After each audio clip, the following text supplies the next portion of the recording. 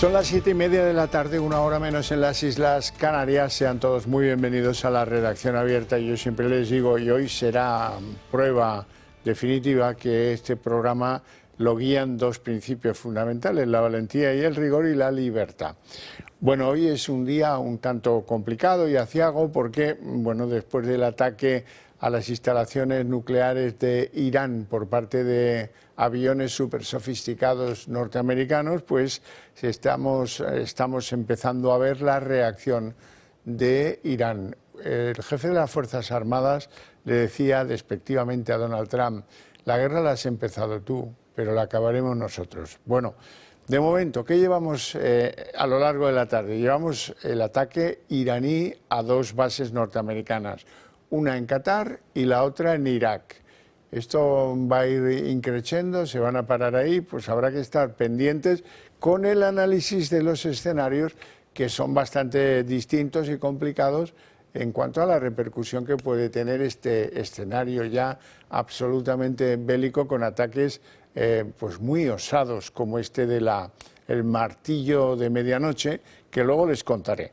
Antes que eso, déjenme que les presente a don Jesús Cubero, que es director de Marketing y Comunicación y socio de Comunidad Solar. Hoy nos acompaña esta tarde para hablarnos de, bueno, ya saben ustedes que Comunidad Solar es uno de nuestros partners energéticos y que, por cierto, ya desde hace unos meses en estos estudios disfrutamos del autoconsumo remoto y los resultados están siendo increíbles. Estamos teniendo facturas a 0 euros gracias a esta solución maravillosa. Jesús, muy buenas tardes y gracias por estar con nosotros. Buenas tardes, Javier. Cuéntanos en qué consiste esto del autoconsumo remoto, para el que todavía no lo sepa, para quién está pensado y quién se puede y no aprovechar de esta innovadora solución. Muy bien, bueno, pues mira, lo voy a intentar explicar de la manera más sencilla para que todo el mundo, conozca o no el mundo de las energías renovables, lo pueda entender. Básicamente, solo el 20% de la población tiene un tejado en su vivienda donde puede colocar placas solares. El otro 80% de la población siempre va a tener que depender de las grandes compañías eléctricas, porque no va a poder poner esas placas. Nosotros lo que hemos querido es democratizar el uso de las energías renovables, y para ello, de una manera muy sencilla explicada, lo que hacemos es vendemos trocitos de propiedad de plantas solares fotovoltaicas, para que de esta manera todo el mundo pueda ser propietario de esas placas solares que generan una energía limpia, 100% renovable y sobre todo más barata. Es decir, yo me gasto 100 euros, por ejemplo, en mi casa al mes en luz. De esta manera yo tengo unas placas en un campo, está en Murcia, esas placas me generan esa energía gracias al sol, llega a mi casa y pago 0 euros por la luz. Entonces, esto lógicamente es un gran paso adelante para acceder a las energías renovables. Bueno, sobre el autoconsumo remoto, nos tienes que contar qué es eso del pack ahorro energético de Comunidad Solar, en qué consiste exactamente, qué ventajas ofrece, como nos planteabas antes, y a qué tipo de personas o de familias puede beneficiar. Muy bien, bueno, pues lo que antes estaba explicando, que como bien has dicho, le llamamos autoconsumo remoto, porque básicamente tú produces esa luz que luego consumes en tu casa, estás produciendo tu propia energía. Lo que hemos hecho es combinar dos de las necesidades que tiene cualquier ciudadano. La primera es lo que ocurrió el otro día con el tema del apagón, que es: siempre quiero tener luz en casa. Para ello colocamos baterías en las viviendas que lo que hacen es cargar la luz en el momento del día en el que es más barata la electricidad, y lo que haces es tirar de esas baterías en el momento en que la luz es más cara. Y eso, combinado con el autoconsumo remoto que comentaba antes, pues te lleva a tener ahorros de un 80%, un 70, un 80% de la luz, porque no olvidemos que la factura de la luz se compone de la potencia de la luz y del transporte. Nosotros de esta manera lo que estamos haciendo es conseguir que la luz sea coste cero. Bueno, pues oye, son opciones que hay que tener muy presentes, porque ya lo han visto, de 100 euros a 0 euros.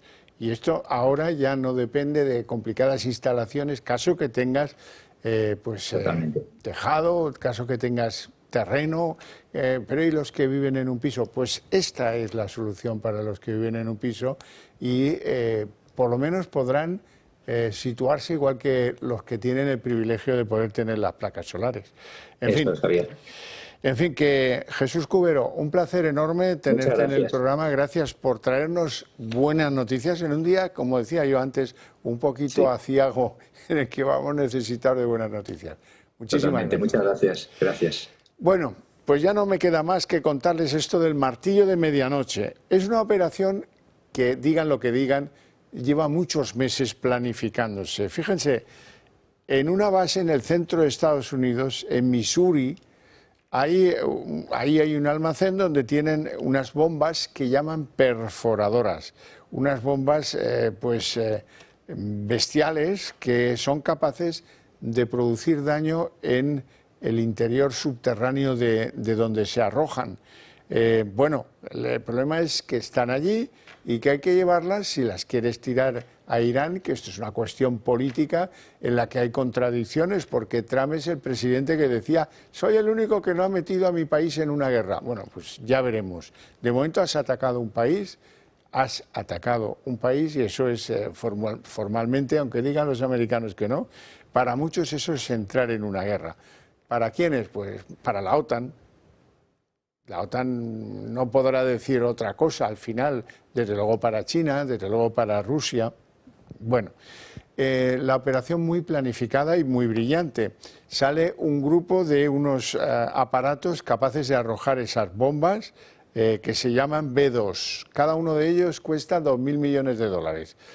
Un grupo de ellos sale hacia el Pacífico y el otro hacia el Atlántico para despistar.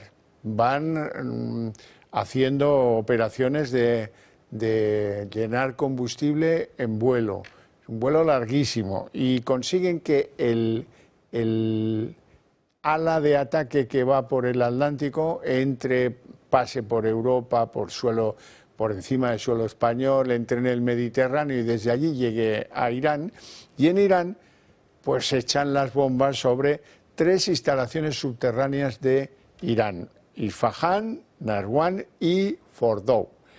Es difícil saber, todavía no sabemos si han conseguido destruir esos centros de enriquecimiento de uranio, que sí se sabe que estaban ya por encima del 60%. 20% es para el uso sanitario, 30-35% para producir electricidad, pero bueno, ya cuando pasas del 60 estás enriqueciendo uranio con carácter claramente militar.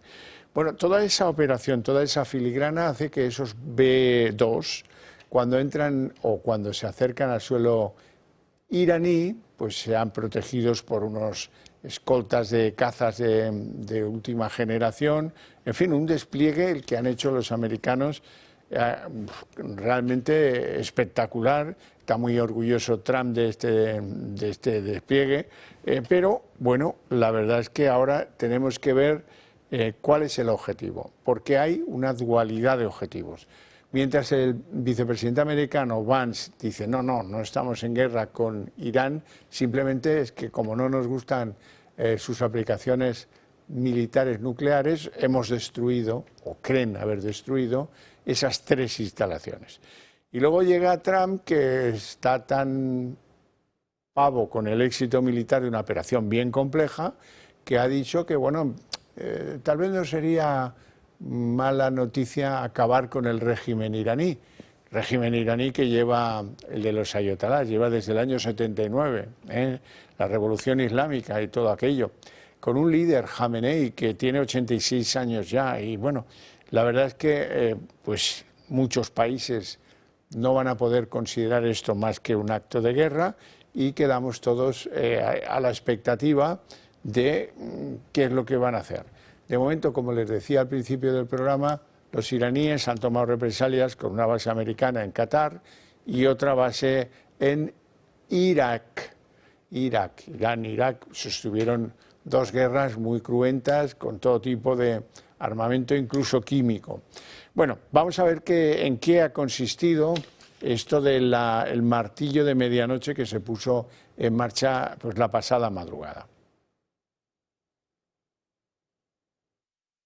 Hola Xavier, pues sí, se ha cruzado ya la última línea porque Estados Unidos ha bombardeado instalaciones iraníes. La conocida como Operación Martillo de Medianoche ha sucedido de la forma que están a punto de ver en sus pantallas. Mientras Estados Unidos desplegaba sus distintos equipos hacia el oeste, el verdadero ataque sucedía en el este.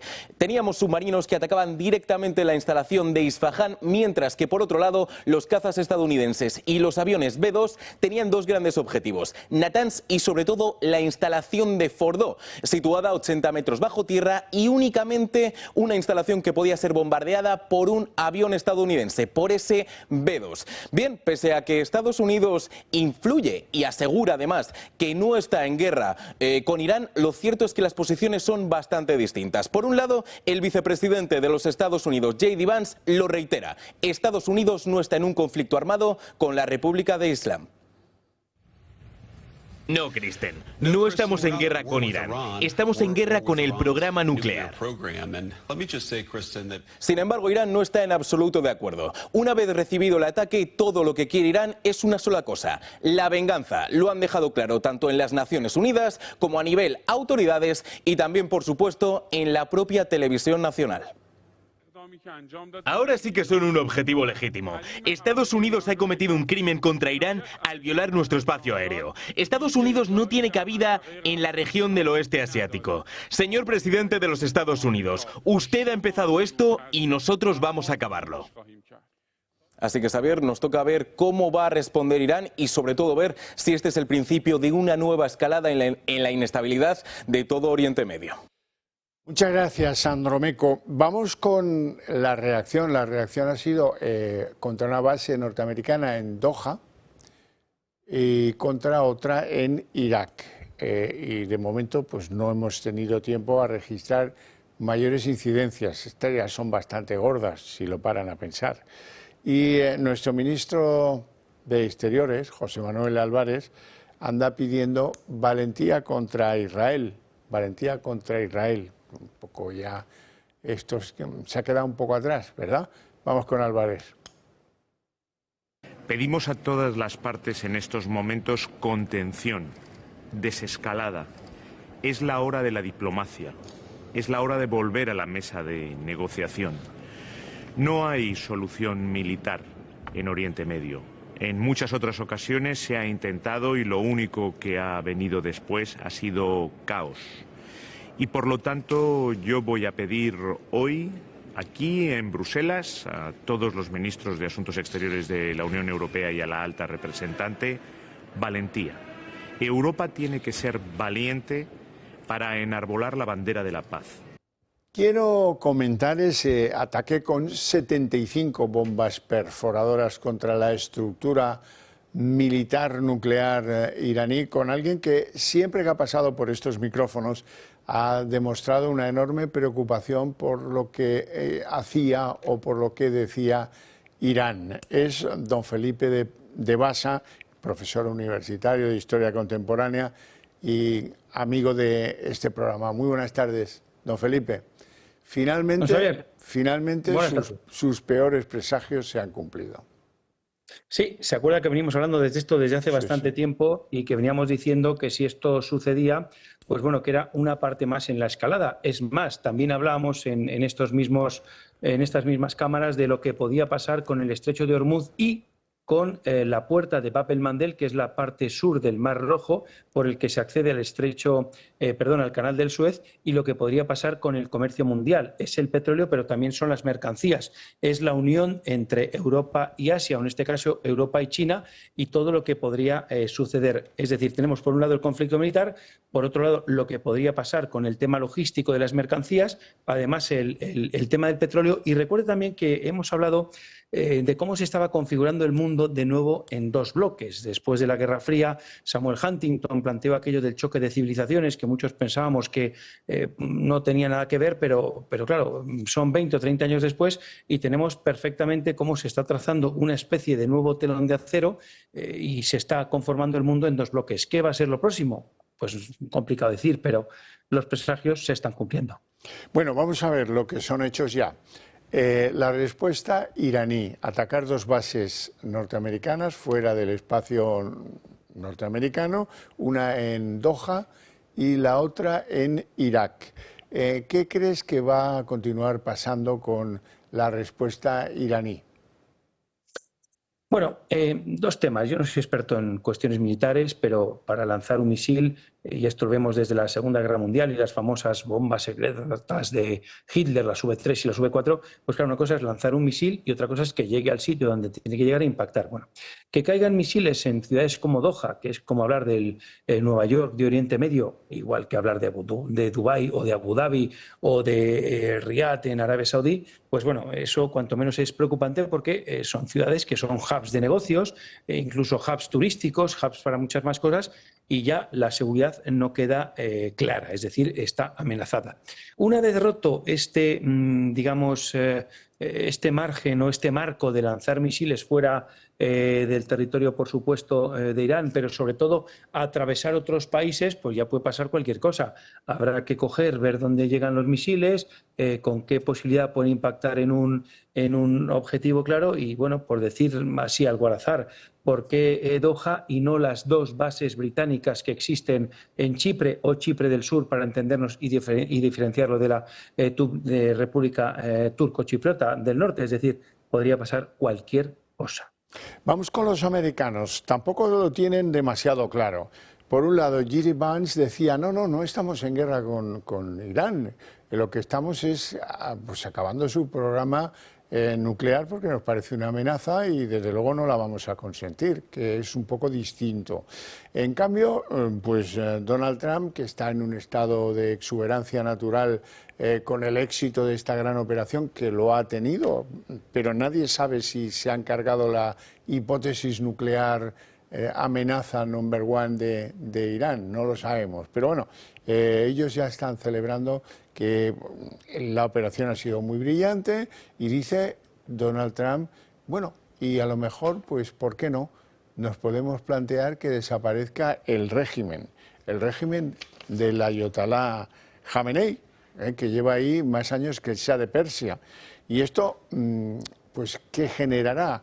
Pues una división internacional de países que consideran que el ataque norteamericano es un acto de guerra y otros que, tendrán que hacer de alguna manera equilibrios para favorecer el futuro iraní, aunque no les guste. Correcto, es que no lo puede usted explicar mejor. ¿Qué va a pasar o qué se puede hacer al respecto? Bueno, lo primero, y como todo en la vida o en los tiempos actuales o en estos mundos de la tecnología y de las redes sociales, lo importante es el relato. Es decir, ¿están en guerra o no están en guerra? ¿Qué relato va a llegar? ¿Qué relato no va a llegar? ¿Y qué pueden hacer las contrapartes? Bueno, vemos cómo de momento Rusia pues parece que está sigilosa esperando y cómo China podría jugar alguna baza en el Consejo de Seguridad de Naciones Unidas.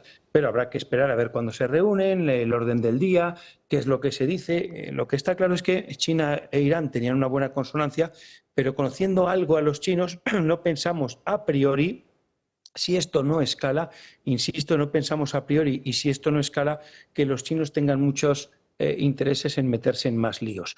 ¿Por dónde pueden venir los líos? Lo decíamos antes, ¿no? Por los rebeldes hutíes que se pongan todavía más bravos, por así decirlo, en Bab el Mandeb al sur del Mar Rojo, que se consiga cerrar el estrecho de Hormuz. Bueno, ya sabemos que hay oleoductos para salvar el estrecho de Hormuz y seguir bombeando crudo. Por otro lado, vamos a ver si la OPEP cumple con lo que ha dicho o con lo que entendemos que ha dicho, que es que quieren elevar la producción de petróleo precisamente para que el crudo no se dispare. ¿Quién gana si el crudo se dispara? Pues a priori también Estados Unidos.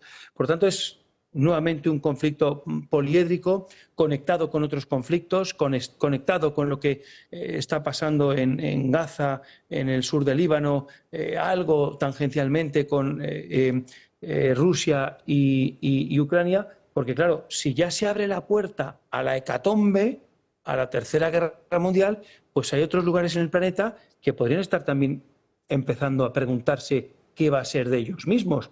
Y hablo, por ejemplo, de la isla de Formosa, de Taiwán. Felipe, me interesa mucho porque es un escenario no previsto. ¿Qué actitud puede tomar Pakistán? Complicado y difícil, pero la pregunta es interesantísima, porque ahí podemos tener uno de los interrogantes. La descolonización de la antigua India por parte del Imperio Británico, pues como todo el mundo sabe, deja ahí dos territorios, uno de mayoría musulmana, otro de mayoría hindú. El de mayoría musulmana encima tenía dos partes separadas, la cual luego una de ellas acaba perdiendo el nombre de Pakistán y queda el otro Pakistán. En el norte de Pakistán vemos regiones donde estas diferencias, que a priori son fruto de la descolonización británica, esto hay que dejarlo claro, y de diferencias religiosas que no tenían por qué ser un problema, porque al final se pueden entender, pues están ahí latentes. El hecho es que Pakistán e India tienen encuentros, Pakistán tiene la bomba atómica, Pakistán, un país musulmán, pero con una complejidad étnica brutal, pues tiene, digamos, desencuentros o desafíos o retos, que se dice ahora, por no llamarlo problema, en algunas regiones en el norte, y hay que recordar que está junto a Afganistán, y entonces, bueno, pues está buscando su empuje. ¿Qué podría hacer Pakistán? ¿Aliarse con Irán así a las bravas y de una primera mano? Podemos entender que no. ¿Meterse en un conflicto de lleno con la India aprovechando que el Pisuerga pasa por Valladolid? Yo entiendo que tampoco, porque abriríamos la puerta a una guerra nuclear entre la India y Pakistán que podría llevar al exterminio de grandes masas de población de ambos países. Entonces, es interesante ver qué hace en los próximos días, y yo no sé, no tengo la bola mágica, no sé lo que va a pasar, pero voy a recordar las palabras de un amigo analista de información internacional y no español, que en los momentos del proceso yo le preguntaba, oye, ¿qué puede pasar con esto de Cataluña? Y dice, bueno, hay que dejar que el suflé suba, que estalle, para que otra vez vuelva a bajar. Es decir, estamos previsiblemente en un escenario donde ya lo más grave ha acontecido, podría tener alguna ramificación más. Ojalá. Y ojalá sea esto, y a partir de ahora todo empiece a rebajarse. ¿Por qué? Porque de lo contrario, como ya también están diciendo otros analistas, otros dirigentes, incluso voces en Rusia, estamos ahora ya sí realmente ante la puerta de lo que podría ser una tercera guerra mundial. Ojo, y puede ser una tercera guerra mundial entre Irán y Estados Unidos. Yo no lo creo. Es que usted acaba de darlo con la cuestión. Esto puede ser al final que la chispa latente salte para otros lados y nos encontremos ante un conflicto en el sudeste asiático con bombas nucleares.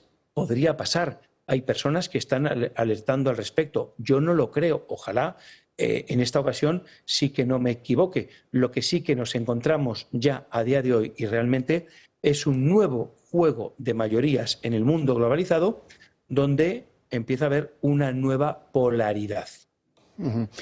Don Felipe de Basa, espero que no te equivoques, espero que no acabes encendiendo la mecha de un conflicto pues a escala, si acaso incluso regional, porque es un área que es muy preocupante. Todo lo que pase ahí nos puede condicionar en nuestro futuro aquí en España, en Europa y en el mundo entero. Muchas gracias, insisto, te mando un fuerte abrazo. Igualmente, Xavier, muy buenas tardes. Bueno, pues esta mañana ya teníamos otro hilo descosido, porque ha habido un atentado de Estado Islámico. ISIS existe, ISIS sigue haciendo cosas. Era en Damasco. ¿Y qué pasaba? Pues que producía 25 muertes, al menos, en un ataque a una iglesia católica, y según los expertos demuestra que Estado Islámico ha reconstituido parte de su estructura y es capaz de cometer atentados muy sofisticados, muy complejos, difíciles y de enorme efecto sobre las diferentes, en este caso, sociedades donde ejercen su violencia, su terrorismo, hay que hablar claro. Bueno, el mundo está muy complicado, también en España está complicada la cosa, no os penséis, porque, por ejemplo, hay una patronal que existe conjunta entre Iberdrola y Endesa que ha dicho, bueno, hasta aquí, fue la mala programación de la red eléctrica española, la sociedad que preside una exministra socialista, la que causó el apagón. Bueno, Beatriz Corredor, que no he dicho el nombre, para que quede claro de quién hablo.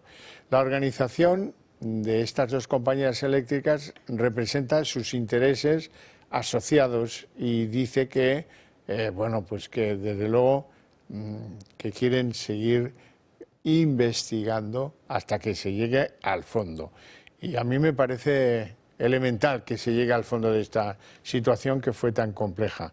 Y luego alguna cosita extraordinaria que pasa en nuestras las sociedades, digamos, microsociedades españolas. Por ejemplo, hay una movilización vecinal en Madrid bastante importante junto al Parque de las Avenidas, porque parece ser que un magnate egipcio, una compañía de un magnate egipcio, ha comprado un edificio que, ojo, fue centro de salud, para tratar de alojar en la Guindalera, en el distrito de Salamanca, un albergue para alojar inmigrantes.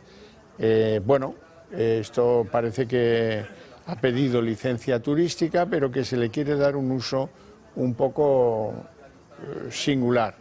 Alojar inmigrantes en pisos de licencia turística, eso es ilegal, con la ley en la mano. Por eso los vecinos están que trinan y dicen que de los tales que ni de broma. Y ha hecho declaraciones también sobre eso Javier Ortega Smith. Lo que hay a nuestras espaldas no es otra cosa que un centro clandestino de hacinamiento de inmigración ilegal. Por mucho que algunos pretendan engañarnos que estamos hablando de un supuesto hostel, por muchos que quieran engañarnos, haciéndonos creer que esto va a contar con licencias, la realidad no es otra que locales que no cumplen la licencia de actividad, locales que no pueden tener uso terciario de hostelería, locales que de ninguna manera podrían ser ni convertirse en un centro de hacinamiento. Pues seguiremos atentos a este edificio en el Parque de las Avenidas. Quiero hablaros de la droga, hoy con una felicísima noticia porque ha caído en Abu Dhabi uno de los mayores capos del narcotráfico internacional, mundial podríamos decir. Es un ciudadano de origen albanés que, bueno, se le imputa precisamente, aquí os he hablado muchas veces de esto, el tráfico de cocaína simulada con frutas que llega en contenedores, en barco, a puertos españoles, sobre todo a Algeciras. Suele salir de Ecuador, dentro trae frutas y esconde droga. Bueno, pues el jefe de esa organización que hacía esto es este albanés que ha sido detenido en una operación conjunta del Cuerpo Nacional de Policía, Europol, Interpol, yo qué sé, todos. La operación se llama Pampa, se inició el año pasado y hoy ha acabado con la organización en Ecuador y con el gran capo de la organización que ha caído en Abu Dhabi, donde se daba una vida de marajá. Bueno, pues esto es lo que no queremos para España.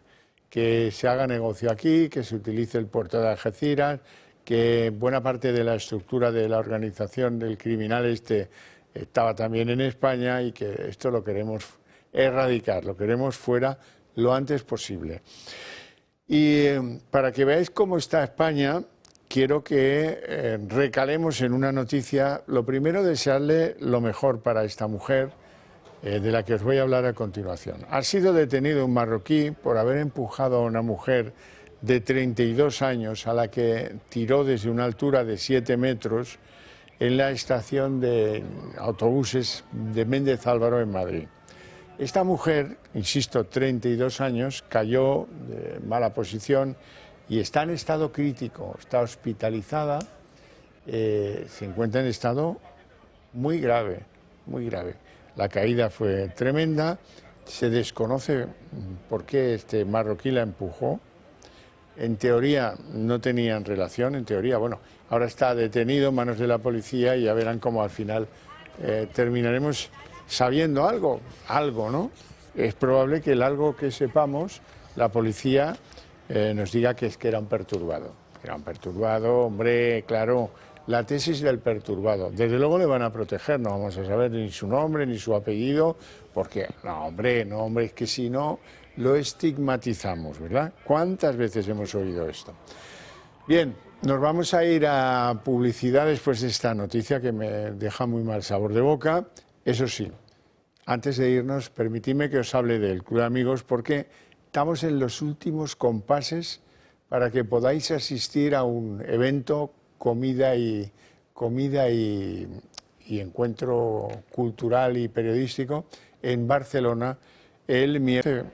¿Por qué este marroquí la empujó? En teoría no tenían relación, en teoría, bueno, ahora está detenido en manos de la policía y ya verán cómo al final terminaremos sabiendo algo, ¿no? Es probable que el algo que sepamos, la policía nos diga que es que era un perturbado. Era un perturbado, hombre, claro, la tesis del perturbado. Desde luego le van a proteger, no vamos a saber ni su nombre ni su apellido, porque no, hombre, es que si no lo estigmatizamos, ¿verdad? ¿Cuántas veces hemos oído esto?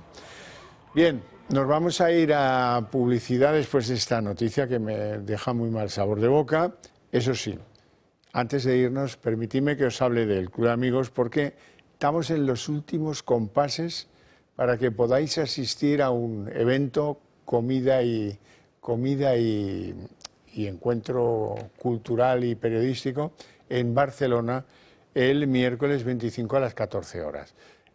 Si queréis participar en este encuentro, al que asistirán Julia Ariza, José Javier Esparza, solo tenéis que reservar plaza en el 91 616 2464 y el asunto lo dejamos ahí zanjado. Eso sí, recordaros la importancia de vuestro apoyo para que esta cadena de comunicación que tiene la voluntad se convierta en la cadena de transmisión de esas ideas que compartimos para podérselas pues hacer llegar al conjunto de los ciudadanos españoles. Dicho esto, nos vamos a publicidad.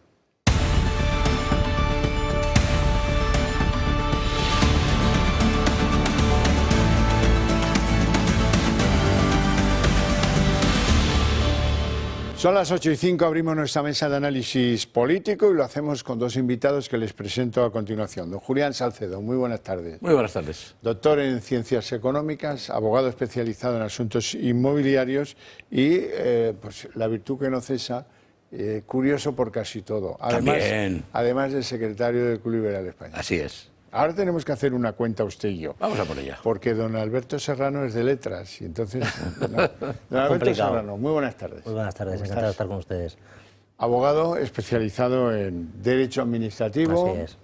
Escritor, por cierto, vengo a presentar ha sacado un nuevo libro. Sí, pues sí, ya tenemos que hablar usted y yo. Por supuesto, lo presentaremos aquí, encantado, es un placer. Expolítico. Decía, estábamos a micrófono cerrado, y decía don Alberto, hombre, tampoco han sido unos petarditos y tal, de nada, pero esto tampoco es que sea el acabose. Bueno, yo no lo sé si va a ser o no el acabose. Lo que sí sé es que eran 75 bombas de 15.000 kilos cada una. Eso supone en explosivos, pues algo así como 1.125.000. Sí, claro. Claro, sí. 1.125.000 kilos de explosivo que han dejado caer así.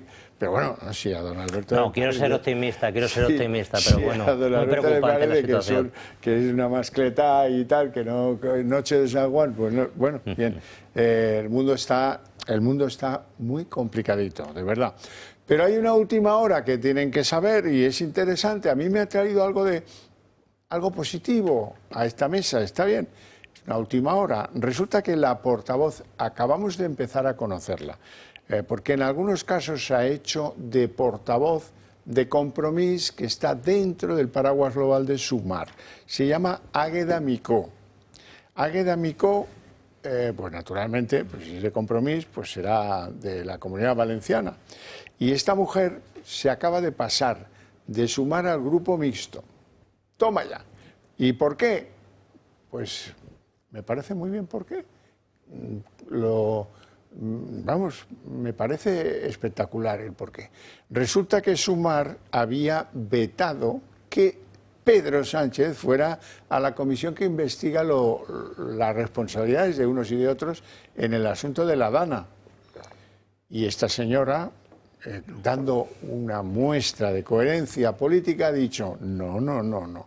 ¿Cómo que vetar que vaya Sánchez a exponer dónde termina y dónde empieza su responsabilidad? Siendo que se marchó como el galgo de Paiporta, siendo como impidió que otros prestaran auxilio hasta que pasaron los días y las noches, siendo que él era el que, bueno, si necesitan algo que nos lo pidan. Pues está muy bien. Creo que políticos así, de izquierda, sí, bueno, ¿y qué? Pero hay que ser coherentes en la vida, si no... Sí, está muy bien. Le felicitamos a esta señora y a ver si se juma algún otro más. La situación es insostenible y lo hemos comentado en este programa varias veces. Requeriría un gobierno de concentración. Y hoy mismo comentaba el señor Feijóo por la mañana, y, oiga, es que no me fío de que este señor convoque elecciones. Esta mañana lo estaba comentando en una entrevista. Lo venimos diciendo en este programa. Evidentemente hay que forzar una moción de censura, gobierno de concentración con gente limpia, que en 5 o 6 meses nos convoquen elecciones. Bueno, lo primero, respecto a esta señora Águeda Micó, hay que decir que Compromís es un partido de la Comunidad Valenciana. Por tanto, su compromiso, y no tiene nada que ver con el nombre del partido político, tiene que estar con los que les votan, con los de la Comunidad Valenciana. ¿Dónde ha ocurrido la Dana? En Valencia. Pues ya está. Lo primero que vaya y que dé explicaciones. Ya está. Y si alguien, como es Yolanda Díaz, o digamos la cúpula dirigente de Sumar, porque hay que decir que Sumar es una coalición de varios partidos, ¿no? Sin duda, de muchos. Por tanto, allí no... Una cosa es que la cara, digamos, más representativa sean los 3 o 4 ministros que hay, y otra cosa distinta es que cada uno se debe y debe responder ante sus electores. Es la lógica de la política. Bueno, vamos con otro asunto. Me dirán que vamos de menos a más. Los reyes han estado en Montserrat, en el monasterio de Montserrat, la Moreneta, la fe del pueblo catalán, todas estas cosas. ¿Por qué? Pues porque había un clérigo muy importante en Cataluña, Abad Oliba se llamaba. Allí una universidad que también se llama igual, en homenaje. Es el hombre que monta lo del monasterio de Montserrat.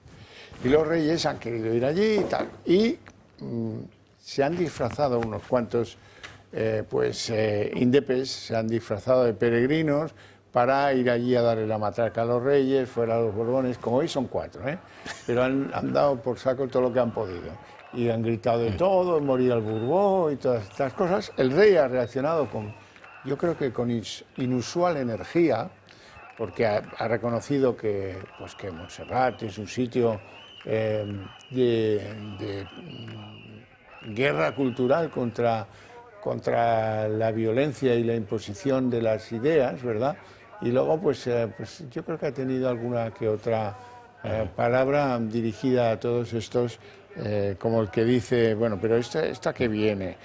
A lo mejor es que en Zarzuela les habían explicado que con el gobierno Illa se pacificaba todo y ahora han descubierto pues que no tanto, ¿no? Sí, Chávez, yo creo que es hasta todo bueno que esto sea una noticia, que 200 indepes increpan un símbolo del Estado, teniendo en cuenta de dónde venimos y tal, pero yo quería hacer otra reflexión. Hace poco el arzobispo de Tarragona, un gironí, Joan Planellas, dijo que la conferencia episcopal, que había deslizado que podría ser bueno para España una convocatoria de elecciones, que eso era entrar en política. Oye, que eso no había que entrar, ahí no había que entrar. Digo yo, este señor va a decir lo mismo respecto a los indepes, que eso es entrar en política, que en estos ambientes ahí no hay que entrar. Mucho me temo que no, ahí sí que le gusta entrar.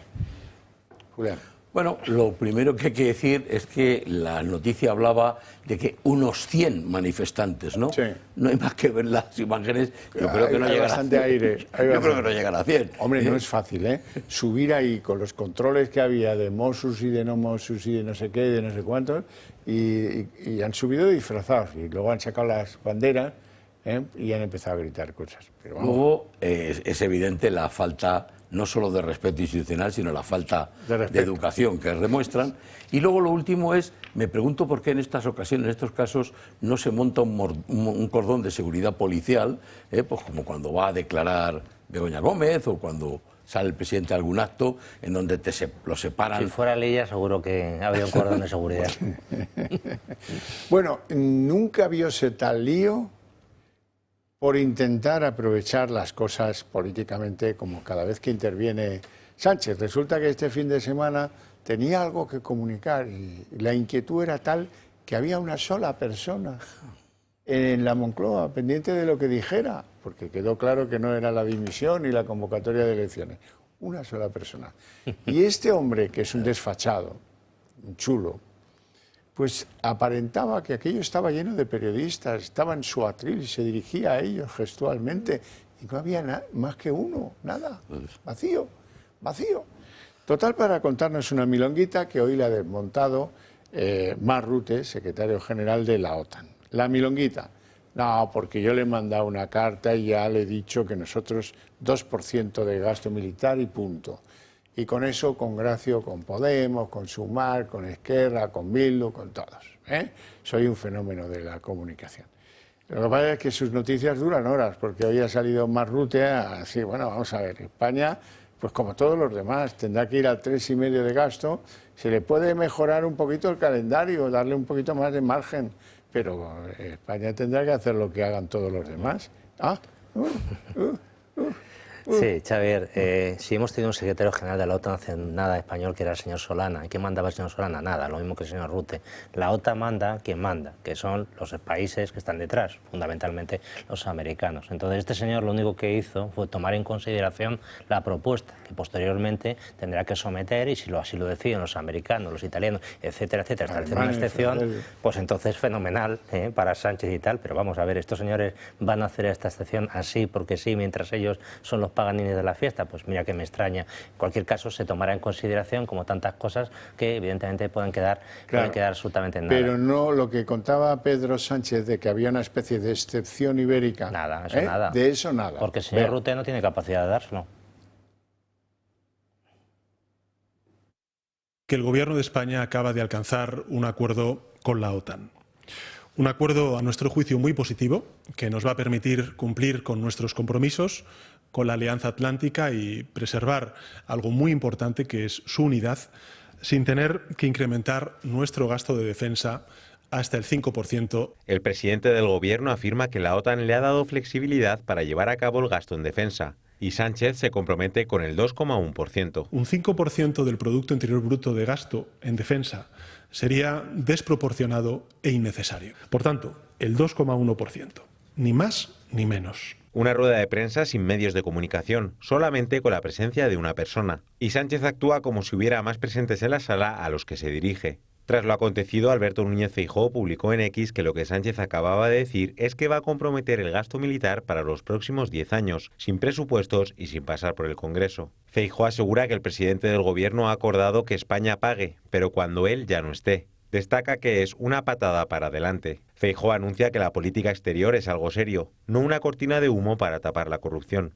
Pedro Sánchez respondió al presidente del Partido Popular publicando la carta que el secretario general de la OTAN le envía respondiendo a la suya, alegando que el acuerdo alcanzado en la próxima cumbre de la OTAN otorgará a España la flexibilidad para determinar su propia trayectoria soberana para alcanzar el objetivo de capacidad y los recursos anuales necesarios como porcentaje del PIB, así como para presentar sus propios planes anuales. La trayectoria y el equilibrio del gasto en virtud de este plan se van a revisar en 2029, a la luz del entorno estratégico y de los objetivos de capacidad de la OTAN actualizados. El propio Mark Rutte ha negado que haya concedido una cláusula de exclusión a España para que no se comprometa a gastar el 5% en defensa. El secretario general de la OTAN confirma que España va a tener que aportar más del 2,1% que dice Sánchez. Siempre he tenido el máximo respeto por la contribución de España a la OTAN. Están activos en todo el territorio de la OTAN y en muchas misiones. Y España también ha estado de acuerdo con los objetivos. España cree que puede alcanzar esos objetivos con un porcentaje del 2,1%. La OTAN está absolutamente convencida de que España tendrá que gastar un 3,5% para conseguirlo. Julián Salcedo. Bueno, es que estamos acostumbrados a que efectivamente nadie le cree. O sea, sale, da con solemnidad, ¿no? Este tipo de anuncios los hace con solemnidad. Efectivamente, da la apariencia de que está ante un auditorio expectante y no hay nadie. Hay uno que debe estar allí, debe ser la de la limpieza, con todos mis respetos. Que está ahí, ¿no? Bueno, y luego hay varias cosas. La primera, la mentira tiene las patas muy cortas. Era evidente que iba a salir la OTAN, Mark Rutte, a decir la realidad de lo que ocurre. Como ya le ha ocurrido, hay que recordar 2 o 3 veces que ha tenido que puntualizarle y que rectificarle, ¿no? Y luego, por otro lado, él no se da cuenta de algo que es muy importante. Me ha parecido. Claro, cuando defiende que España va como un cohete, que la economía española está muy firme, está en un crecimiento sólido, estable, los que más crecemos de Europa, todo esto que dice continuamente, y a continuación tiene que decirle a Rutte como argumento, es que España no se lo puede permitir, porque en el fondo es lo que ha dicho, España no se lo puede permitir. Bueno, pues si no se lo puede permitir no iremos como un cohete. Y luego, de excepción ibérica en la OTAN nada, como tampoco hubo una excepción ibérica en el tema del mercado eléctrico, ¿verdad? Se vende como una excepción ibérica, España-Portugal, que no fue tal, ¿no? Entonces, bueno, pues ya está. Ha tardado horas, ¿no? La comparecencia de ayer debió ser a las 7 y 7:30 de la tarde, y esta mañana a las 7:30 de la mañana ya teníamos por ahí circulando la carta, y sobre todo se ha permitido lanzarle ahí a Feijóo que haga un curso de inglés, ¿no? Es muy complicado porque, fíjate, no puede decirle a Rutte, es que no tengo presupuestos. Pues márchate. Claro. Dice, entonces, ¿qué es lo que nos pasa? Dice, hombre, pues que para llegar a eso, que no quiero llegar, porque yo quiero congraciar con mis colegas de viaje en España. Y eso exige decir no. En algún momento de esta, neomilitarista Europa, pues Sánchez y sus colegas están en el nones. Entonces, ¿qué le van a decir? ¿Que van a subir impuestos a las clases medias españolas para pagar esto? No, hombre, eso sería hacerse el harakiri. ¿Cómo lo vamos a hacer? ¿Vamos a eliminar gastos superfluos? Podríamos hacerlos. Sí. Y algunas subvenciones que están alegres por ahí y tal. Ya, pero eso también le cortaría las alas a Pedro Sánchez, con lo cual está entre la espada y la pared. Sí, Xavier, y además no podemos dejar de comentar la respuesta que ha dado Pedro Sánchez al señor Feijóo, que la tengo aquí delante, le veré. Dice, toma Alberto, parece que le faltan los cuernos, toma Alberto, que alguien te lo traduzca, a ver si da clara tus dudas, y falta ahí payaso, porque es que es el estilo que tiene este señor. A mí me parece una falta de respeto al líder de la oposición, en los términos que viene planteado, como diciendo, oiga, usted no tiene idea de inglés porque es un payaso, y está diciendo, vamos a ver, ¿qué tono es este? ¿Qué estilo es este por parte de un presidente del gobierno al principal líder de la oposición? Es que estamos ya tragando con todo. Fíjate, tuvimos un presidente del gobierno al que alguien se arrimó para venderle las virtudes de un aspirante a un cargo que tenía que decidir. Y como méritos le dijo, es que habla en 7 idiomas. Dice, entonces, en 7 países van a saber lo tonto que es. Pues eso.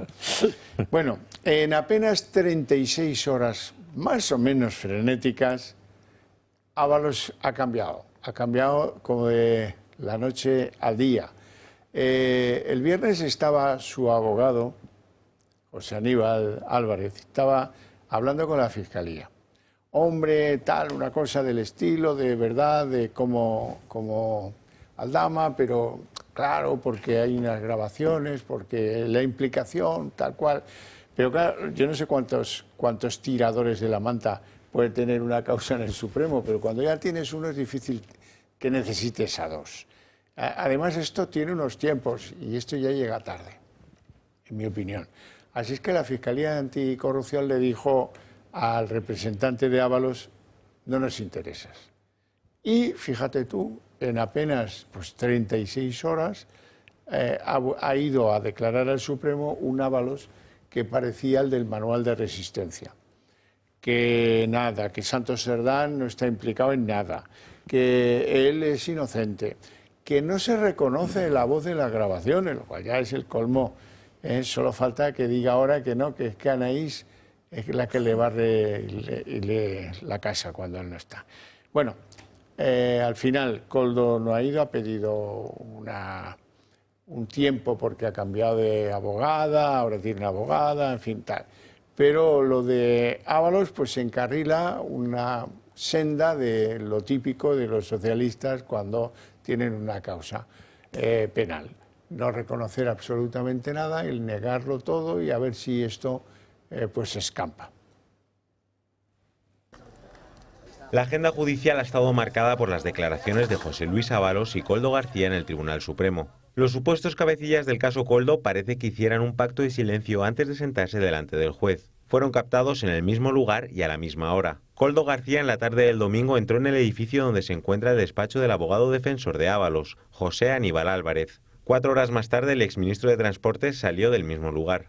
En un primer momento, la defensa de Ábalos tanteó la posibilidad de realizar un pacto con la Fiscalía Anticorrupción. Para llegar a un acuerdo, según la Fiscalía, debería de contar con la máxima colaboración de Ábalos y esclarecer los hechos de la investigación. Ábalos tendría que tirar de la manta. Ha respondido sí, pero de momento el punto de la indagación se encuentra en el mismo sitio. ¡Corruptos! ¡Sinvergüenza! El exsecretario de Organización del PSOE solamente ha respondido al magistrado Leopoldo Puente y al fiscal. Ha declinado contestar a las acusaciones populares. En un primer momento ha afirmado que no se encontraba en condiciones de declarar por los últimos acontecimientos. Ha dicho que no se reconoce los audios expuestos por la UCO y que podrían haber sido manipulados. Se ha desvinculado del presunto cobro de mordidas y de las supuestas adjudicaciones irregulares de obras públicas. También ha exculpado a Santos Cerdán. En cuanto al rescate de Air Europa, ha rechazado cualquier tipo de irregularidad. Por su parte, Koldo García se ha sentado frente al juez y se ha acogido a su derecho a no declarar.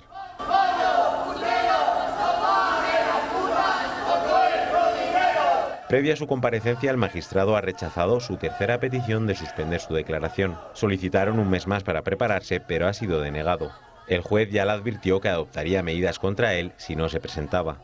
El magistrado del Tribunal Supremo ha dictado libertad sin fianza tanto para José Luis Ábalos como para Koldo García. Mantiene para los dos prohibición de salir del país, retirada del pasaporte y comparecencias quincenales en el juzgado. O sea, el intento fracasó y ahora volvemos al hermetismo. Sí, pero sí que para intentar llegar a algún acuerdo con la Fiscalía para que te rebajen la posible condena en la que vas a ser condenado, vas a ser sancionado, hay que llegar el primero.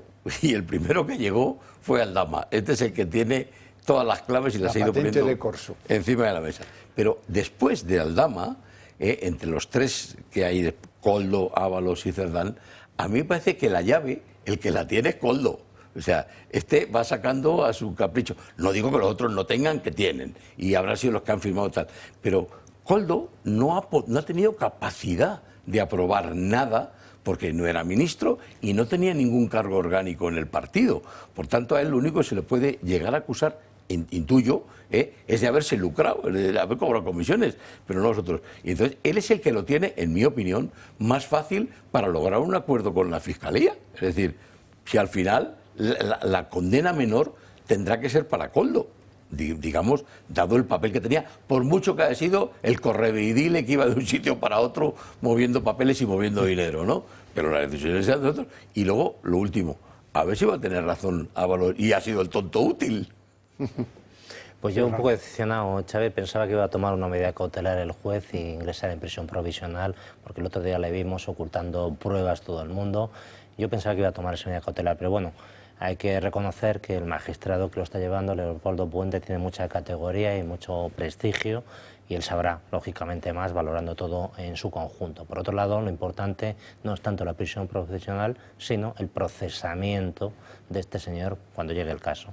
Lo que queremos es eso, que esta causa no se eternice, que la vaya partiendo, que la vaya troceando y que esos trocitos vayan elevándose a procesamiento, enjuiciamiento y que puedan ir cayendo y que no se eternice esta causa. Esto es lo que le pedimos al instructor, que pues tenga toda la premura porque lógicamente los tiempos políticos lo están requiriendo. Sin ir más lejos, la semana que viene hay huelga de propuesta, huelga anunciada de jueces y magistrados. Bueno, mire, sobre el prestigio del magistrado Puente yo no puedo hablar porque ni lo conozco ni he seguido su trayectoria y me imagino que si todos dicen que es un gran juez o un gran magistrado, pues lo debe ser.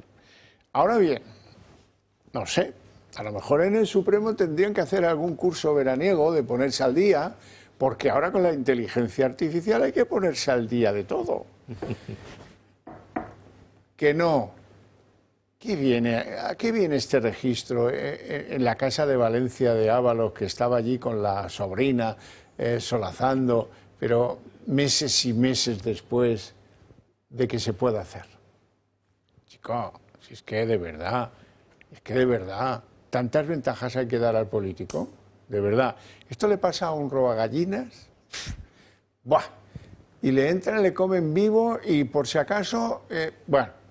Ahora no, hombre, pobrecito Ábalos, no, que no se vaya a perder un desayuno, ni una chiqui de estas que tiene por ahí, no, hombre, no, cuidado. Ya iremos, otro día vamos, si acaso, al registro. Nos vamos a ir a publicidad, que llevamos hoy un enorme retraso.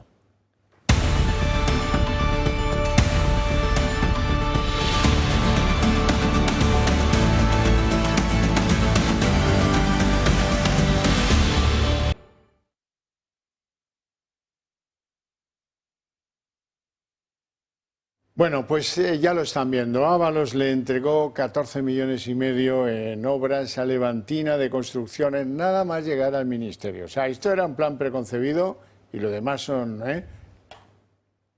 Vamos. Pero bueno, es que si no quiere declarar, pues que no declare, que no se reconoce en sus actos, ya lo reconocerán los de la UCO, no se preocupe usted.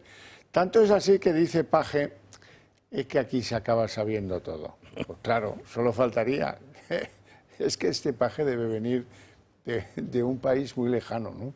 Donde las cosas no se alcanzan a saber algunas veces. Vamos a escucharle. Se termina sabiendo siempre todo. ¿Cree que puede aguantar la legislatura hasta 2027, dependiendo de lo que puedan decir Ábalos, Koldo, Cerdán? La más mínima idea.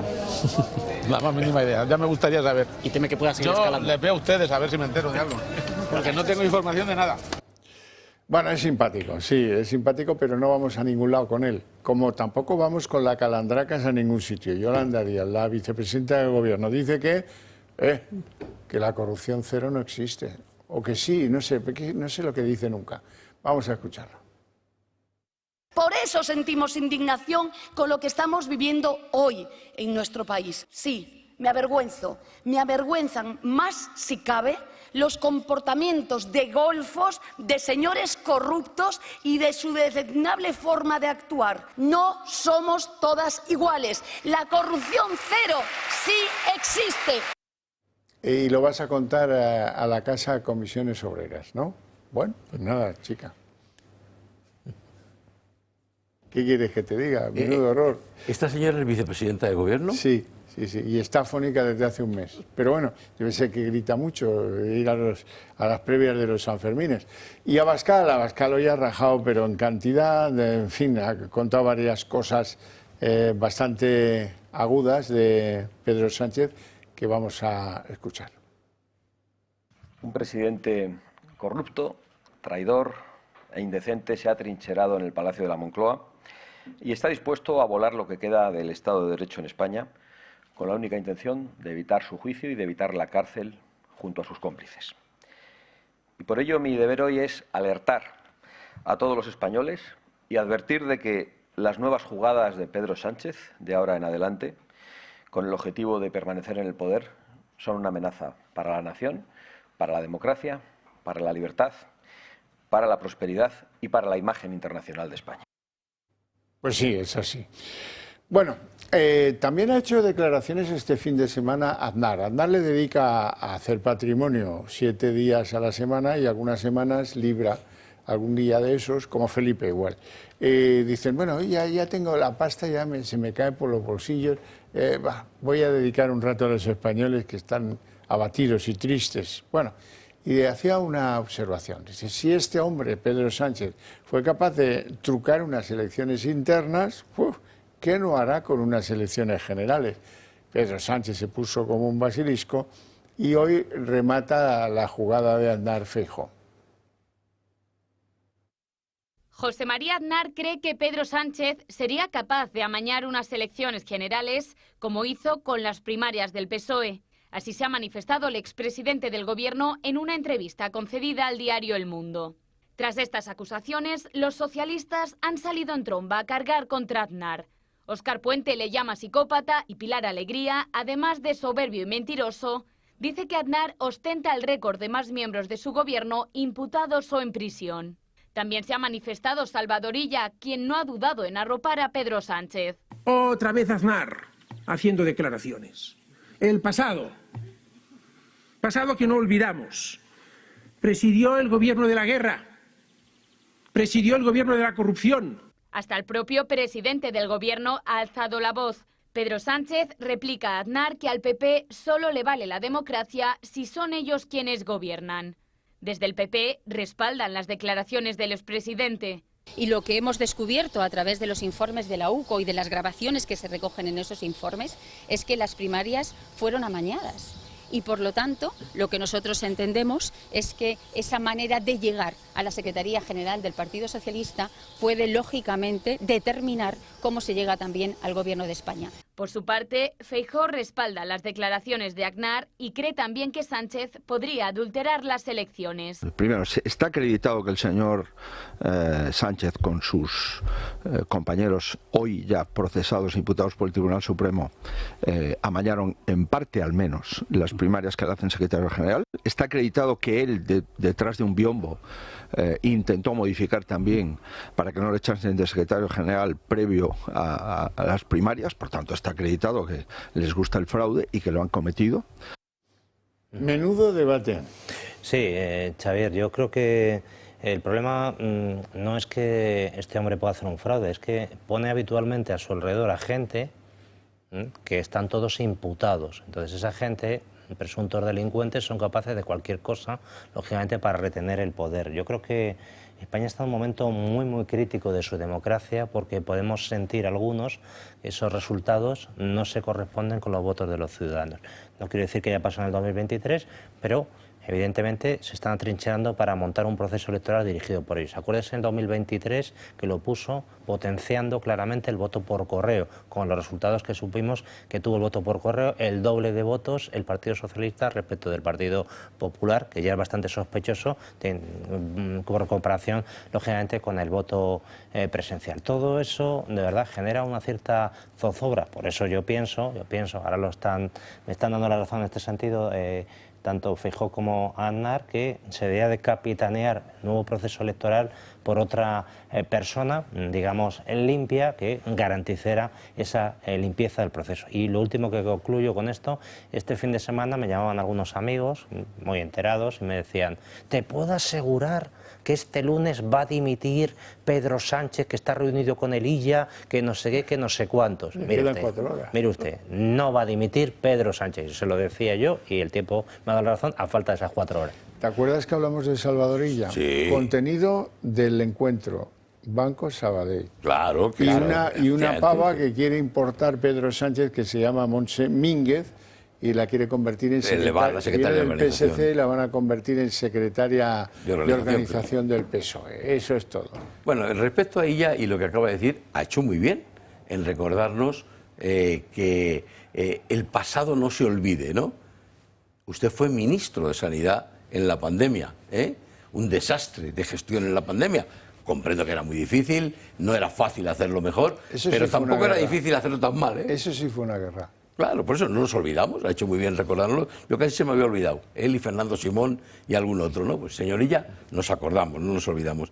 Y luego, efectivamente, han salido todos, el señor Feijóo, y hemos visto también a Carmen Fúnez y alguna otra persona del Partido Popular, a salir de alguna manera al rescate de las manifestaciones de Aznar, ¿no?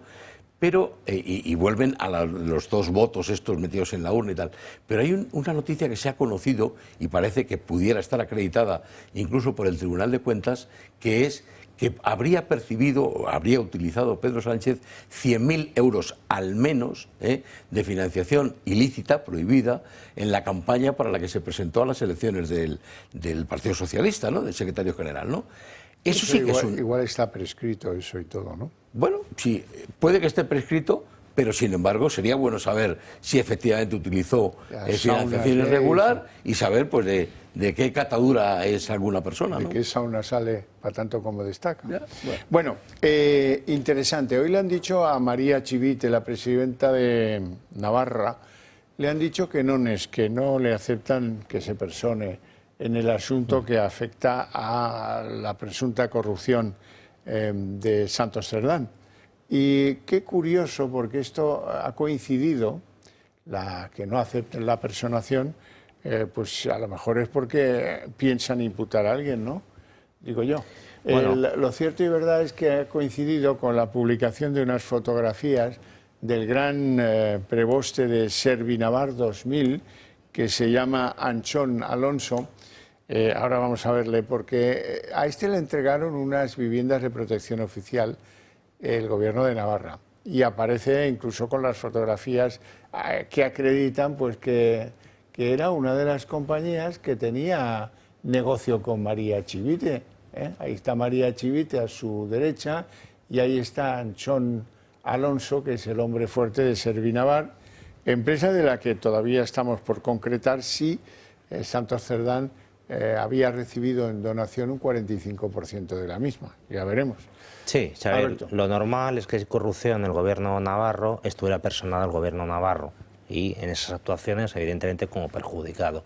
Lo que pasa es que el Tribunal Supremo no le ha dejado personarse como perjudicado básicamente porque la documentación que ha presentado el gobierno navarro era genérica. Oiga, quiero acceder a esas actuaciones.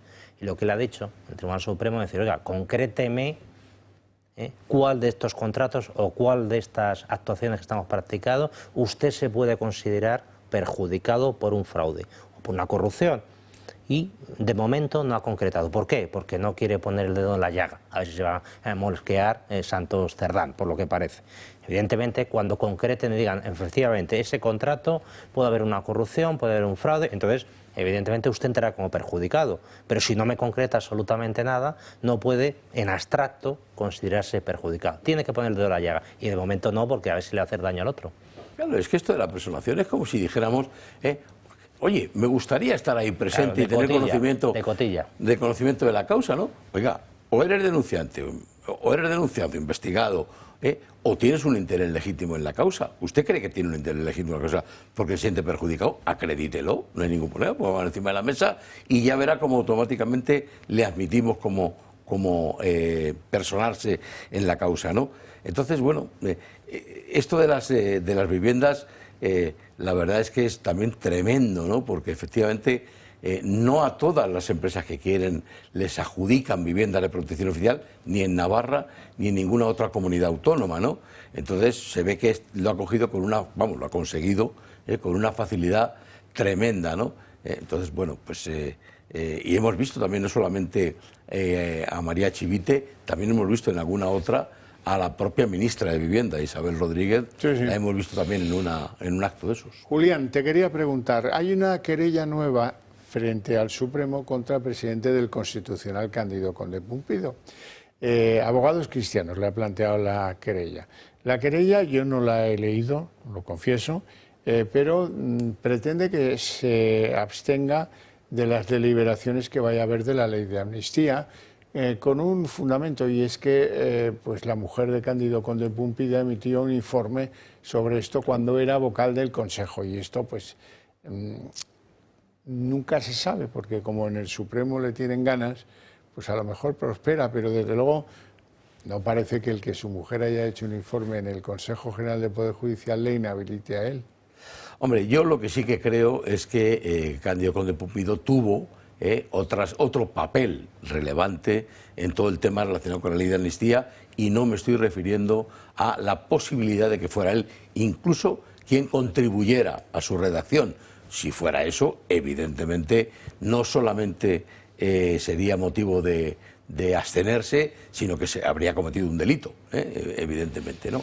Pero lo que yo sí que creo es que se está produciendo un acelerón para la aprobación de la ley de amnistía. Se pretende que esta semana, el viernes, esté totalmente decidido con ese documento que elaboró la vicepresidenta Inmaculada Montalbán, más un añadido adicional de 7 páginas que hemos conocido también este fin de semana, con el que se pretende dar carpetazo a esto, ¿no? Entonces yo creo que es una precipitación innecesaria, que lo lógico es que esperara a que el Tribunal de Justicia de la Unión Europea se manifestara y después dictar su sentencia. Como llegará al Tribunal de Justicia y presumiblemente sentenciará que la ilegalidad, ilicitud o irregularidad de la amnistía, Cándido Conde Pumpido quedará marcado de por vida, quedará marcado en el Tribunal Constitucional y el daño será irremediable. Bueno, hasta lo que yo sé, se propuso por el magistrado del Tribunal Constitucional la abstención, le instaron a abstenerse a Cándido Conde Pumpido en relación con este tema. Sí. Y hubo una mayoría que concluyó que no debía de abstenerse, y a diferencia de esto, a otro magistrado, Macías, sí que lo obligaron a abstenerse sobre esta cuestión. Entonces, hasta lo que yo puedo pensar, la querella no tendría que ir tanto como a Cándido, sino con todos esos magistrados que posibilitaron, de algún modo, que este señor siguiera en el plenario para decidir sobre este proyecto, esta ley, ¿no? Entonces yo creo que tenían que haber ido a más y decir, vamos a ver, vamos a meter una querella contra todos esos. ¿Por qué?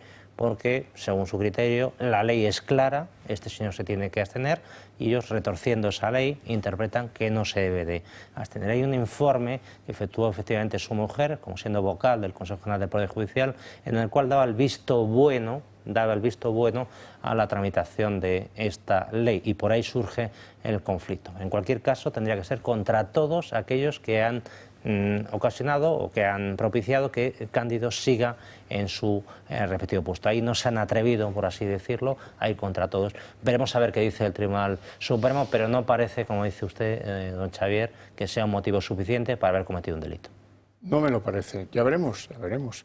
Por cierto, vamos a ver, ¿en qué andan los doctores Lobo del PSOE? Andan en desenchufar a la AUCO. La AUCO tiene todavía mucho trabajo pendiente, andan en desenchufarla, en que deje de ser un incordio permanente del socialismo sanchiano. ¿Y esto cómo se hace? Decís, bueno, pues han publicado en algún medio digital hoy cómo son los planes para descabezar a la AUCO, que pasan por lo que parece por, ascender a general al coronel jefe de la AUCO, que se llama Rafael Yuste. Patada hacia arriba. Y entonces colocar a uno que sea más dúctil, más permeable, dice el artículo del Confidencial, y ya le tenemos puesto ahí. Bueno, esa es una de las noticias que quería comentar con vosotros, como también lo es esta que me produce una enorme satisfacción. Miguel Ángel Gallardo, el líder de, bueno, ahora ya saben que es diputado, pero que era el líder de la Diputación de Badajoz. Hoy hemos sabido que escondieron los resultados de las pruebas de los candidatos, el baremo de notas que les habían asignado a unos y a otros para favorecer a David Azagra, al hermanísimo del presidente. Todo cuadra, si es que al final, como dice Paje, va a tener razón Paje, todo se acaba sabiendo. Hizo el acta, pero la guardó en un cajón para que nadie se enterase de que había ganado el candidato que tenía notas peores, ¿no? Esto está bien, esto, ¿eh? Bueno. Sí. Bueno, respecto de lo del ascenso del coronel Yuste a general, porque supongo que es legítimo, a lo mejor lo tiene, seguramente lo tendrá muy bien merecido ese ascenso, pero el problema es cuando el ascenso se produce no por los méritos que haya tenido, sino precisamente para quitársele de en medio. Es decir, bueno, que le apartamos, la forma más fácil es la patada para adelante, para arriba, como he dicho, le ascendemos, ¿no? Pero sobre todo, poniéndolo en relación con lo que ocurrió con el coronel Pérez de los Cobos, ¿no? Como aquel coronel precisamente se le marginó y se le impidió un ascenso más que merecido a la categoría de general, se le ha frustrado toda su carrera profesional, toda su carrera militar, y sin embargo en este caso pues se le promueve tal vez por esas razones, ¿no? Y yo quiero recordar aquí que si bien es verdad que el gobierno, el ministro, etcétera, disponen de un cierto grado de de discrecionalidad a la hora de conceder estos ascensos, la línea entre la discrecionalidad y la arbitrariedad es muy fina, ¿no? Y claro, la discrecionalidad está permitida, pero la arbitrariedad es un delito. Sí, Xavier, yo creo que Pedro Sánchez no consigue entender la mentalidad de la Guardia Civil. Todos estos señores no están teniendo a nivel personal ningún beneficio, todo lo contrario, su vida se les complica sobremanera, pero es ese concepto del deber, del honor, que es lo que no puede entender Pedro Sánchez ni la gente como él. Ellos, pese a todo, y por ese sentido de la responsabilidad y compromiso con la patria, van adelante en esta misión que tanto les va a suponer a nivel individual, como tantos y tantos otros que le precedieron. Por eso, cuando va a la Guardia Civil, en cualquier desfile, la gente se vuelve loca aplaudiéndolos, por ese sentido del deber que les honra en todos y cada uno de sus actos. Y en relación con lo de Gallardo, pues otra cosa más, ya sabemos que le han favorecido por todos los lados, pues otra más, es a mayor abundamiento, como se dice en el mundo del derecho. Bueno, nos vamos a ir ya, pero antes que eso, os voy a mostrar una encuesta que publica El Español y que revela que el Partido Popular le va a dar un algo a Tezanos como lo vea.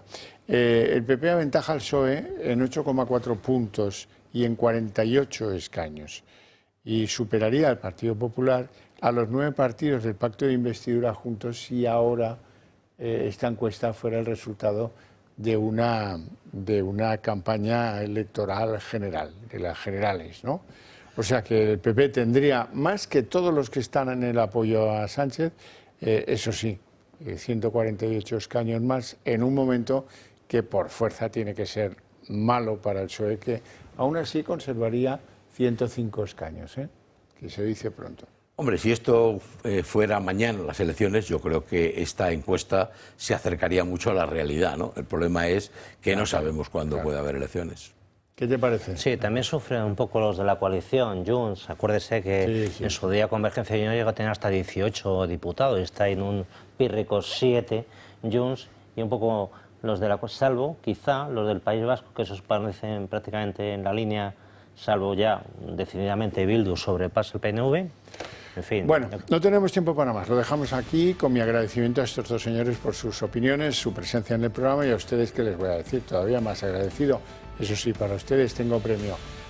A la vuelta de publicidad, el día en 30 minutos.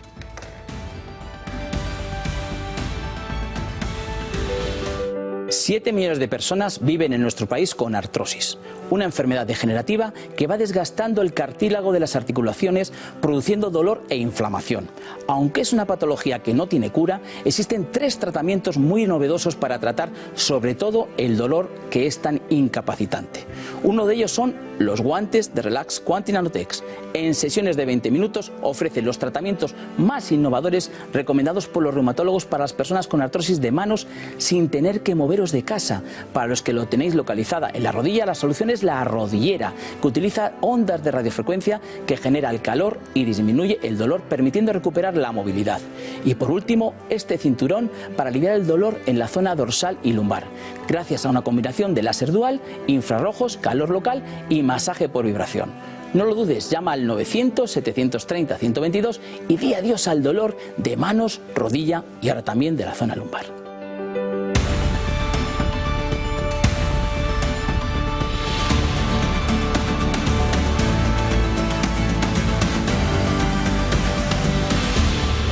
El día en 30 minutos. José Luis Ábalos ha ido al Supremo y ha dado allí un giro copernicano a su estrategia de defensa. En apenas 36 horas ha pasado de negociar tratos con la Fiscalía Anticorrupción a ser un perfecto modelo del manual de resistencia, aquel libro que escribía Pedro Sánchez. Ha ido ante el juez, se ha desvinculado absolutamente de los amaños de contrataciones y ha dicho que él no se reconoce en las grabaciones que acreditan por un lado y por otro. Dice que eso bien pudiera haber estado manipulado. El ministro asegura que Santos Cerdán no tenía participación en las adjudicaciones del Ministerio de Transportes y que solo le hizo propuestas de algunos nombramientos. Además, se detectan ya intentos de concertación de las versiones que ofrecen a la justicia de Ábalos y de Koldo García. El exministro y su exasesor han sido recibidos hoy en el Supremo con gritos de corruptos y de puteros. El exministro José Luis Ábalos ha asegurado que está atravesando una tensa situación personal y ha apuntado a los audios en los que habla con Koldo sobre prostitutas como un elemento que le ha hecho mucho daño. Sobre el pendrive escondido durante el registro de su casa, ha asegurado que no contiene ningún material relevante. El exministro también ha hablado ante el juez sobre Miss Asturias. Niega haberle ayudado a conseguir un trabajo. La agenda judicial ha estado marcada por las declaraciones de José Luis Ábalos y Koldo García en el Tribunal Supremo. Los supuestos cabecillas del caso Koldo parece que hicieran un pacto de silencio antes de sentarse delante del juez. Fueron captados en el mismo lugar y a la misma hora. Koldo García en la tarde del domingo entró en el edificio donde se encuentra el despacho del abogado defensor de Ábalos, José Aníbal Álvarez. 4 horas más tarde el exministro de Transportes salió del mismo lugar. En un primer momento la defensa de Ábalos tanteó la posibilidad de realizar un pacto con la Fiscalía Anticorrupción. Para llegar a un acuerdo, según la Fiscalía, debería de contar con la máxima colaboración de Ábalos y esclarecer los hechos de la investigación. Ábalos tendría que tirar de la manta. Ha respondido sí, pero de momento el punto de la indagación se encuentra en el mismo sitio. ¡Corruptos! ¡Sinvergüenza! El exsecretario de Organización del PSOE solamente ha respondido al magistrado Leopoldo Puente y al fiscal. Ha declinado contestar a las acusaciones populares. En un primer momento ha afirmado que no se encontraba en condiciones de declarar por los últimos acontecimientos. Ha dicho que no se reconoce los audios expuestos por la UCO y que podrían haber sido manipulados. Se ha desvinculado del presunto cobro de mordidas y de las supuestas adjudicaciones irregulares de obras públicas. También ha exculpado a Santos Cerdán. En cuanto al rescate de Air Europa, ha rechazado cualquier tipo de irregularidad. Por su parte, Koldo García se ha sentado frente al juez y se ha acogido a su derecho a no declarar.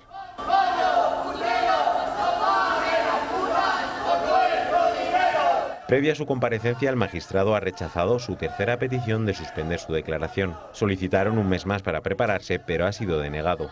El juez ya le advirtió que adoptaría medidas contra él si no se presentaba. El magistrado del Tribunal Supremo ha dictado libertad sin fianza tanto para José Luis Ábalos como para Koldo García. Mantiene para los dos prohibición de salir del país, retirada del pasaporte y comparecencias quincenales en el juzgado.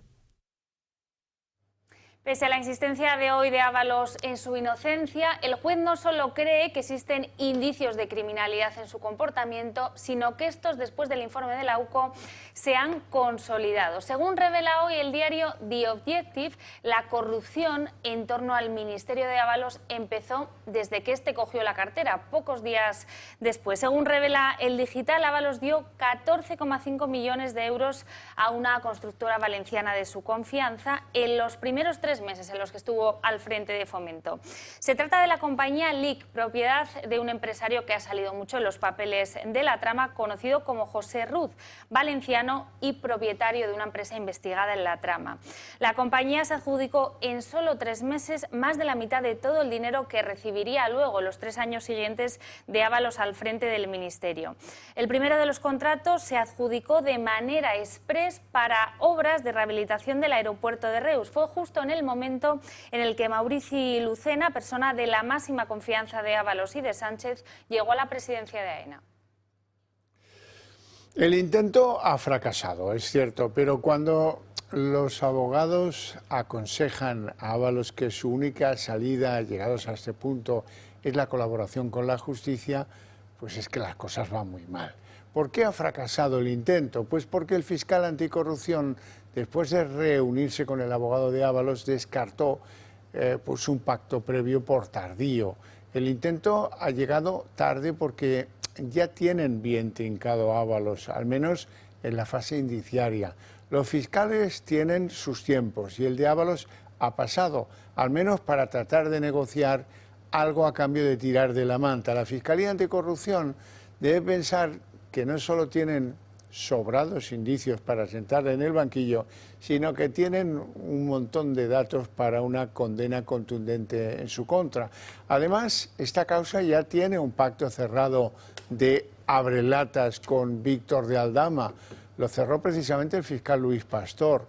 Tener a dos podría complicarles las cosas, sobre todo si la causa no avanza hacia arriba, que es la única salida para Ábalos, que avance hacia arriba. Y si los fiscales tienen que atribuir a un número 1 la presunta trama corrupta, pues necesitan tener ahí sentadito en el banquillo a José Luis Ábalos. Puestas así las cosas, Ábalos ha tenido que recomponer completamente su estrategia de declaración, más de 1 hora y media, que ha prestado ante el magistrado del Supremo Leopoldo Puente. ¿No le han decretado prisión provisional? Bueno, y eso no significa nada.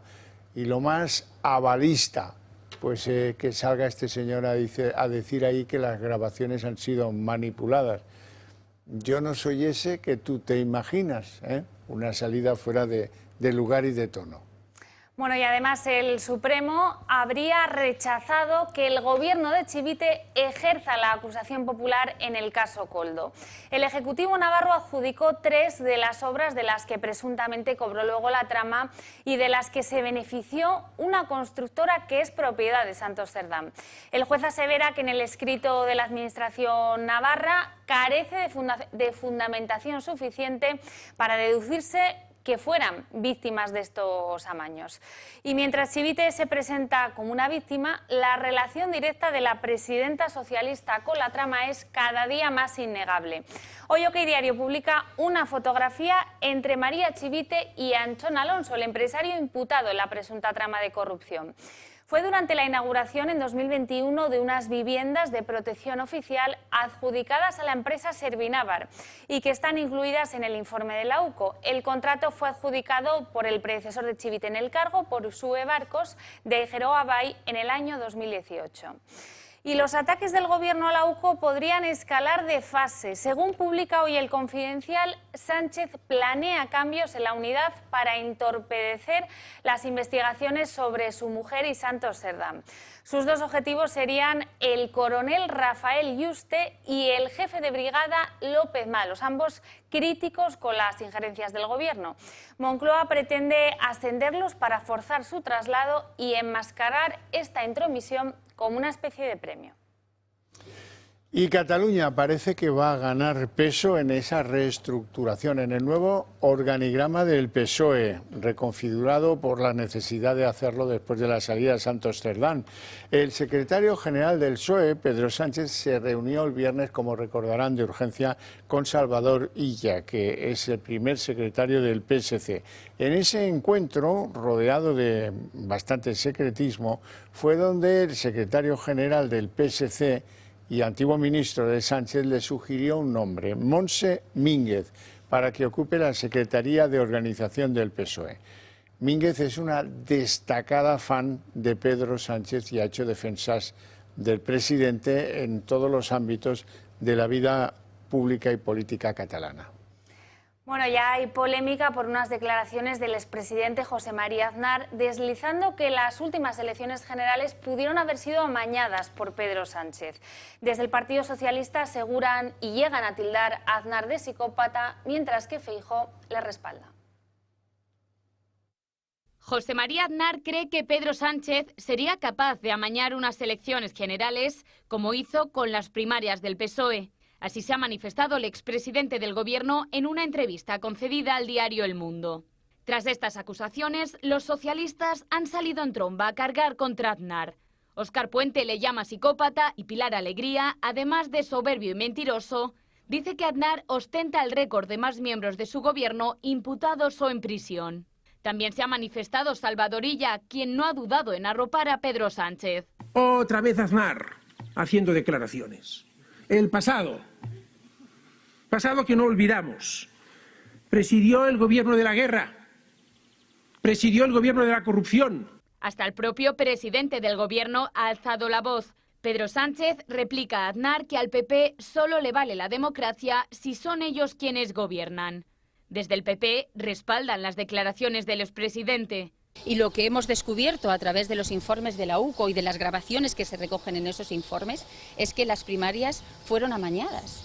Y por lo tanto, lo que nosotros entendemos es que esa manera de llegar a la Secretaría General del Partido Socialista puede lógicamente determinar cómo se llega también al Gobierno de España. Por su parte, Feijóo respalda las declaraciones de Aznar y cree también que Sánchez podría adulterar las elecciones. Primero, está acreditado que el señor Sánchez con sus compañeros hoy ya procesados e imputados por el Tribunal Supremo amañaron en parte al menos las primarias que le hacen secretario general. Está acreditado que él detrás de un biombo intentó modificar también para que no le echasen de secretario general previo a las primarias, por tanto está acreditado que les gusta el fraude y que lo han cometido.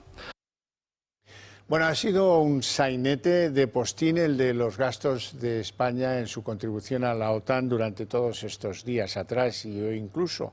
El Gobierno presume ante los suyos de haber frenado eso del aumento del gasto militar hasta el 3,5%. Hoy, después de montar una rueda de prensa bastante patética en Moncloa, Mark Rutte, el secretario general de la OTAN, pues ha salido al paso a desmentir al presidente español. Dice que no hay ninguna cláusula de exclusión para España y que vamos a tener que alcanzar pues algo más que ese 2,1% que dice el Gobierno. Vamos a tener que alcanzar el 3,5%, eso sí, con un plazo tal vez más generoso que el que tenemos planteado por el momento, pero en cualquier caso, pues ha sido un tremendo golpe de realidad a las vísperas de la reunión que se va a celebrar a partir de mañana para decidir los gastos militares del conjunto de la OTAN.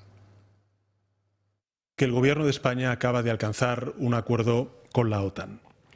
Un acuerdo, a nuestro juicio, muy positivo, que nos va a permitir cumplir con nuestros compromisos con la Alianza Atlántica y preservar algo muy importante, que es su unidad, sin tener que incrementar nuestro gasto de defensa hasta el 5%. El presidente del Gobierno afirma que la OTAN le ha dado flexibilidad para llevar a cabo el gasto en defensa, y Sánchez se compromete con el 2,1%. Un 5% del Producto Interior Bruto de gasto en defensa sería desproporcionado e innecesario. Por tanto, el 2,1%, ni más ni menos. Una rueda de prensa sin medios de comunicación, solamente con la presencia de una persona. Y Sánchez actúa como si hubiera más presentes en la sala a los que se dirige. Tras lo acontecido, Alberto Núñez Feijóo publicó en X que lo que Sánchez acababa de decir es que va a comprometer el gasto militar para los próximos 10 años, sin presupuestos y sin pasar por el Congreso. Feijóo asegura que el presidente del Gobierno ha acordado que España pague, pero cuando él ya no esté. Destaca que es una patada para adelante. Feijóo anuncia que la política exterior es algo serio, no una cortina de humo para tapar la corrupción. Pedro Sánchez respondió al presidente del Partido Popular publicando la carta que el secretario general de la OTAN le envía respondiendo a la suya, alegando que el acuerdo alcanzado en la próxima cumbre de la OTAN otorgará a España la flexibilidad para determinar su propia trayectoria soberana para alcanzar el objetivo de capacidad y los recursos anuales necesarios como porcentaje del PIB, así como para presentar sus propios planes anuales. La trayectoria y el equilibrio del gasto en virtud de este plan se van a revisar en 2029, a la luz del entorno estratégico y de los objetivos de capacidad de la OTAN actualizados. El propio Mark Rutte ha negado que haya concedido una cláusula de exclusión a España para que no se comprometa a gastar el 5% en defensa. El secretario general de la OTAN confirma que España va a tener que aportar más del 2,1% que dice Sánchez. Siempre he tenido el máximo respeto por la contribución de España a la OTAN. Están activos en todo el territorio de la OTAN y en muchas misiones. Y España también ha estado de acuerdo con los objetivos. España cree que puede alcanzar esos objetivos con un porcentaje del 2,1%. La OTAN está absolutamente convencida de que España tendrá que gastar un 3,5% para conseguirlo.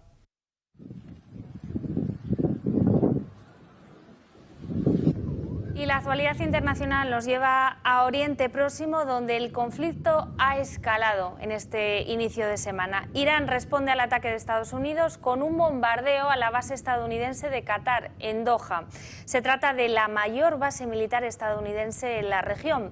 Qatar, que previamente había cerrado el espacio aéreo, ha confirmado el ataque. También ha confirmado que no ha habido víctimas mortales y que se reserva el derecho a responder.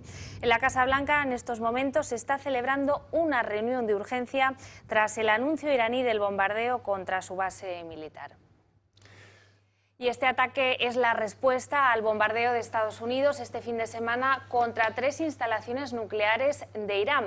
Un ataque que deja muchos interrogantes, como por ejemplo si esos ataques y esos bombardeos efectivamente dañaron las instalaciones iraníes.